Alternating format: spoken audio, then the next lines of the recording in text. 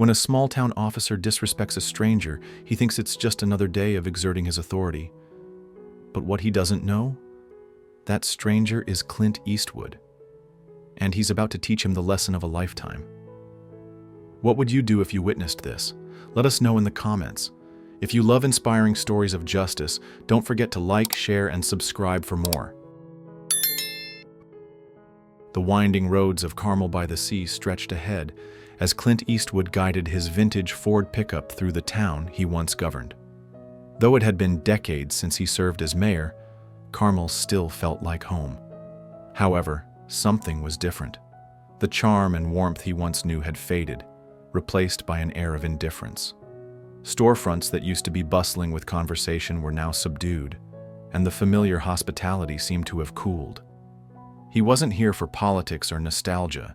He wanted to see the town for what it had become, unfiltered and unmasked. Dressed in old jeans, a flannel shirt, and his signature Stetson, Clint parked near the sheriff's office and stepped out. A few passers-by glanced his way, whispering among themselves. Some seemed to recognize him but hesitated, as if unsure whether to approach or keep their distance. Inside the sheriff's office, however, the atmosphere was entirely different. Officers lounged casually, swapping stories and laughter echoing through the room. Clint stepped through the door, his boots clicking against the tiled floor. No one even looked up. No one recognized him. The station bustled with officers engaged in casual banter. Coffee cups clinked against desks, laughter echoed in the corners, and the air was thick with the scent of stale coffee and arrogance. It was clear that discipline wasn't the highest priority here. Clint entered quietly, his boots clicking against the tiled floor. He took his time observing the room, gauging the atmosphere. A few officers threw him uninterested glances before turning back to their conversations. It didn't take long for trouble to find him. "Hey, you!" a sharp voice barked.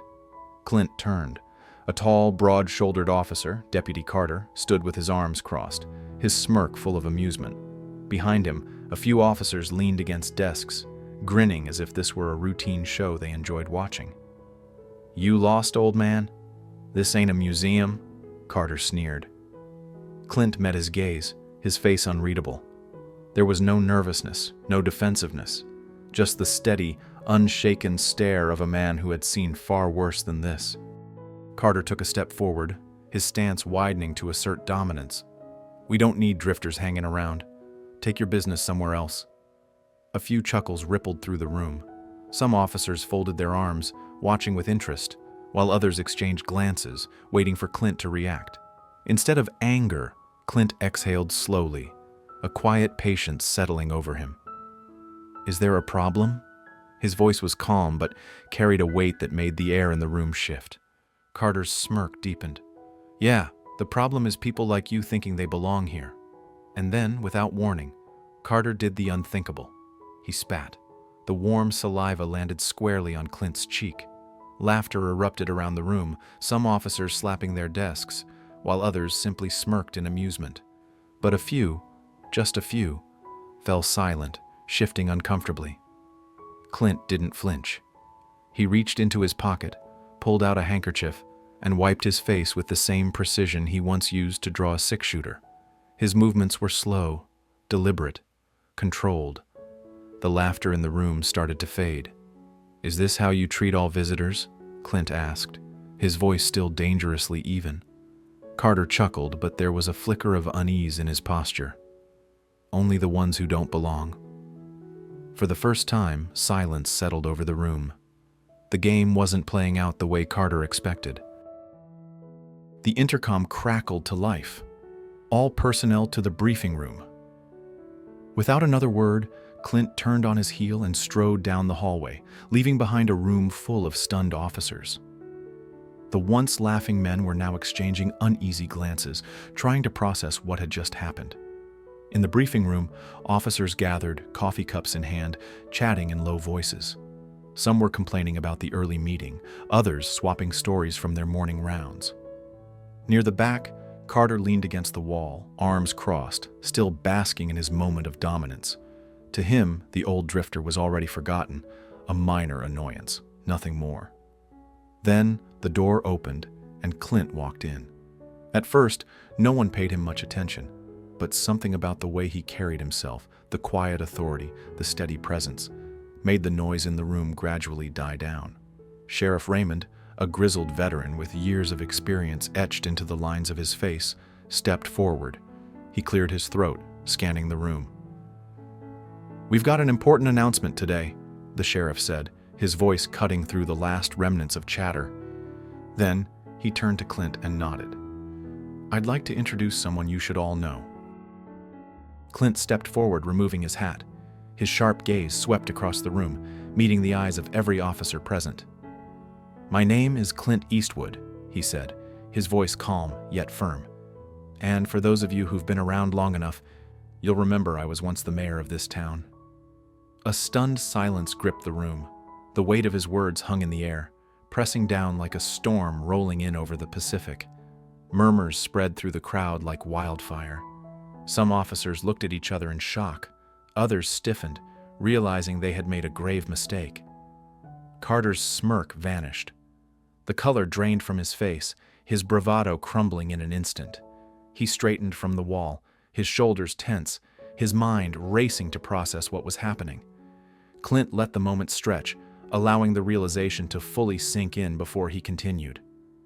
"I came back to see if the town still held the values we fought for," he said, his voice steady but carrying an edge of disappointment. "And what I saw today was beyond disappointing." The room, once buzzing with casual talk, was now completely silent. Every officer present could feel the shift, the power dynamic that had flipped in an instant. Carter, once so sure of himself, now stood frozen, his jaw clenched, sweat forming at his brow. For the first time in a long time, he wasn't the one in control. Carter swallowed hard. The confidence he had just minutes ago had evaporated.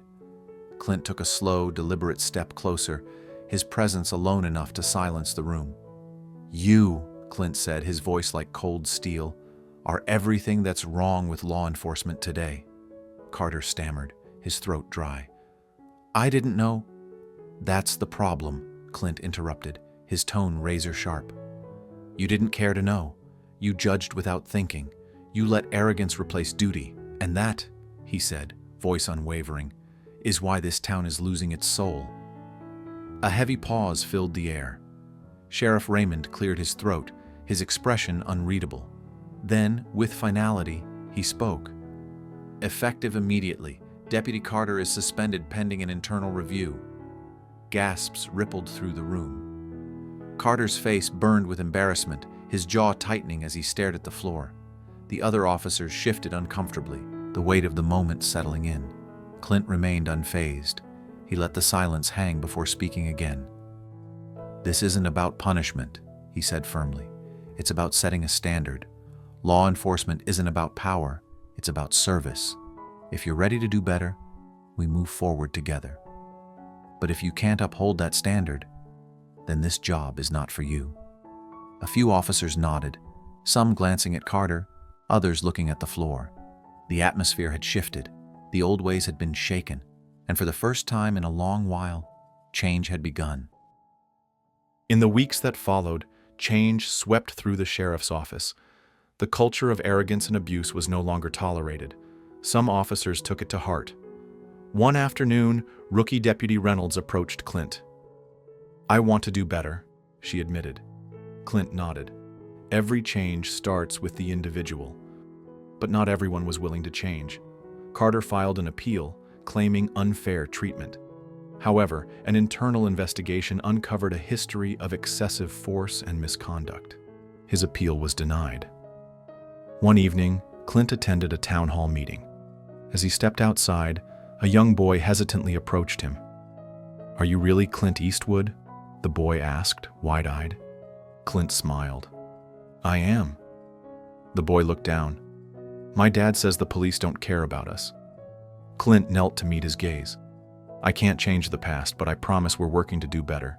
And if you ever need help, you come find me, okay?" The boy gave a small smile. "Okay." By the end of his first year back, Carmel wasn't perfect, but it was undeniably different. Those who resisted change were gone, replaced by officers who truly wanted to serve and protect. One evening, Clint stood outside the sheriff's office watching as officers finished their shifts. Their laughter filled the air, not mocking, but genuine and unified. Change is never easy, but it is always worth the fight. Clint Eastwood's return was a powerful reminder that respect isn't optional. Leadership isn't about titles or power. It's about standing up for what's right. A toxic culture isn't fixed by policies alone, but by people willing to challenge the status quo. The message was clear. Assumptions breed injustice, and unchecked authority leads to corruption. It takes courage to confront wrongdoing and even greater strength to inspire real change. What do you think about Clint Eastwood's approach to leadership and justice? Do you believe one person can truly change a broken system? Let us know in the comments.